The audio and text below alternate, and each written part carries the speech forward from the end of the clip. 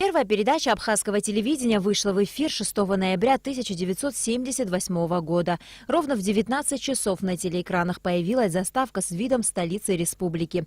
В этот день во всех уголках Абхазии с голубого экрана впервые прозвучали волнующие такты известной народной песни, ставшие позывными передач. И на абхазском языке дикторы Леонид Хишба и Кама Джопуа произнесли слова «Добрый вечер, дорогие телезрители Абхазии». Предпосылкой создания телевидения в Абхазии послужили политические события в республике 1977-78 годов. Тогда группа известных абхазских общественных деятелей обратилась к руководству страны с письмом, в котором высказывалось несогласие с проводимой руководством Грузии политикой поглощения и растворения абхазского народа в грузинской этнокультурной среде.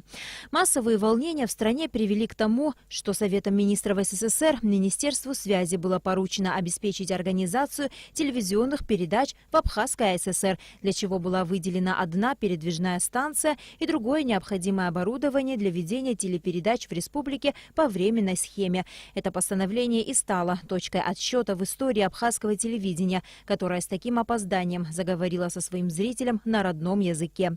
Основной проблемой тогда было отсутствие людей с опытом телевизионной работы. Тем, кто хотел бы испытать себя в работе на телевидении, приглашались на конкурсный отбор. Для этого была организована специальная комиссия и проведен конкурс, по итогам которого были приняты на работу молодые люди. Я был приглашен из газеты «Апсны», тогда называлась, в редакцию телевидения. Штат был небольшой. Главным редактором был, царство ему небесное, Рауль Ласурья, замечательный поэт, журналист. Владимир Сатвеевич Хашбе работал старшим редактором. И я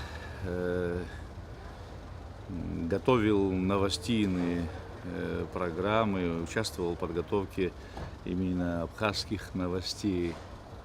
Было очень интересно, был энтузиазм. Мы все ждали годами, десятилетиями, когда же появится у нас свое телевидение. Первым главным редактором абхазского телевидения стал журналист Рауль Ласурья. 24 августа 1978 года, за несколько месяцев до начала вещания, начали проводить съемки. В создании первой передачи принимали участие 11 человек. Михаил Мархолия, Гурам Амкуаб, Амиран Гамгия, Георгий Ломия, Людмила Будба и другие. Первой видеозаписью стал концерт Государственной хоровой капеллы. С января 1989 года схема вещания расширилась. Старались передать как можно больше информации, углубить тематику передач, привлекали к работе известных людей, хорошо владеющих абхазским языком. Первая передача «Советская Абхазия» началась ровно в 19 часов. Эмма Адлиба, Заира Бегуа, Людмила Хагба, Людмила Будба, Анатолий Маланя – это те люди, которые с первых дней и по сей день трудятся на государственном телевидении, которое стало для них не просто работой, а делом всей жизни. Со временем АТ начало расширяться. Появились новые передачи, новые лица, которые также полюбились зрителю. За 39 лет абхазское государственное телевидение прошло долгий тернистый путь становления и развития.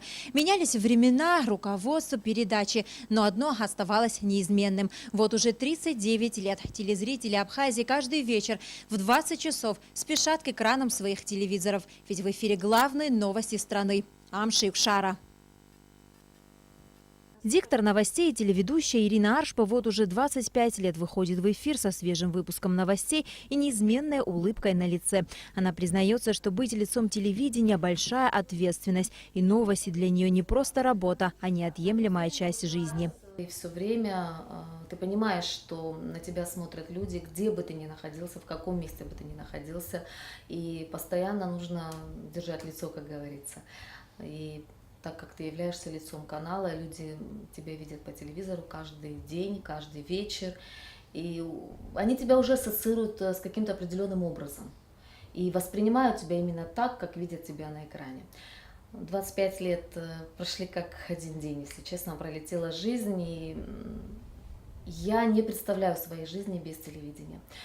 Действительно, это правда, что в телевидение влюбляешься и на всю жизнь влюбляешься, и другой работы ты просто не можешь себе представить.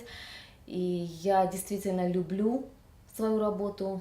Ньюзрум – кузница сюжетов. Место, где как пчелки трудятся корреспонденты. Утром ли, вечером ли, здесь всегда можно услышать клацанье по клавиатуре. Значит, идет процесс и пишется сюжет. Плохое настроение, личные проблемы – все это остается за кадром. Здесь есть только материал, которому нужно отдать всего себя и получить на выходе сюжет, который ждут тысячи телезрителей. Об этом процессе, как никто другой, знает журналист Нисфа Аршба. Для нее работа в АГТРК стала мечтой, воплотившейся в жизнь. Ну, вообще, это такая очень большая мечта, и в мои годы, скажем так, советские, работать на телевидении, это было не просто что-то очень важным и таким престижным, но это почти как попасть на Олимп. И все те, кто здесь работали, когда мы их видели по телевизору, мы каждого, естественно, различали по голосам, мы точно знали, когда, в какую минуту, в какой день, какая передача. И мне бы очень, конечно, хотелось бы, чтобы сейчас вот та была слава абхазского телевидения, то обожание и необходимость в абхазском телевидении, чтобы они, конечно, вернулись. За 39 лет в АГТРК поменялся не один руководитель. Шамиль Пилия, Владимир Зантария, Гурам Амкуаб, Руслан Хашиг, Алхас Чулокуа, Эмма Ходжа, Леонид Еник, Тали Джапуа, Роланд Бганба. Все они привнесли и привносят свою лепту в дело развития единственного государственного телеканала. Помимо основной своей задачи быть источником новостей, АГТРК имеет и другие свойственные национальному телеканалу функции. Образовательную, культурную, развлекательную, считает нынешний руководитель АГТРК Роланд Бганба. Потому руководство телерадиокомпании стремится расширить и разнообразить сетку вещания, обогатив ее передачами разного жанра и направления. И сейчас у нас идет разработка, это 3 проекта студийных новых. Один проект, который будет молодежный, название проекта Аверхумар, связан непосредственно с нашим языком. Проект будет полностью на абхазском языке, где будет популяризация нашего языка, естественно, ну и усвоение, и обучение в игровом формате. Второй проект связан тоже в студии, где будет приглашаться тот или иной гость. Но мы вот думали приглашать людей, молодых, интересных, например, тех же режиссеров, может быть, я не знаю, актеров. Кстати говоря, наши талантливые ребята в Москве, в Питере, они учатся, поэтому и рассказывать о них, и говорить, что вот у нас есть такие талантливые ребята. Проект, кстати говоря, тоже интересный. Думаю, понравится нашим телезрителям. Но я тоже хотел бы поздравить весь наш творческий коллектив. Сегодня у нас, можно так простым словом выразиться, день рождения, 39 лет. Кстати говоря, следующий год для нас юбилейный. И поэтому мы уже сегодня думаем, как его отметить. Естественно, чтобы это все было красочно, красиво, грандиозно. Сейчас на государственном телевидении, помимо запуска новых телепередач, идет обновление редакции Шишбзи Апсынтула. И совсем скоро любимые ведущие будут желать телезрителям доброго утра из совершенно новой современной студии. Также идет активное обновление студии, прямых эфиров и много другого интересного, о чем зрители узнают совсем скоро. На Алакове Астамургошба, абхазское телевидение.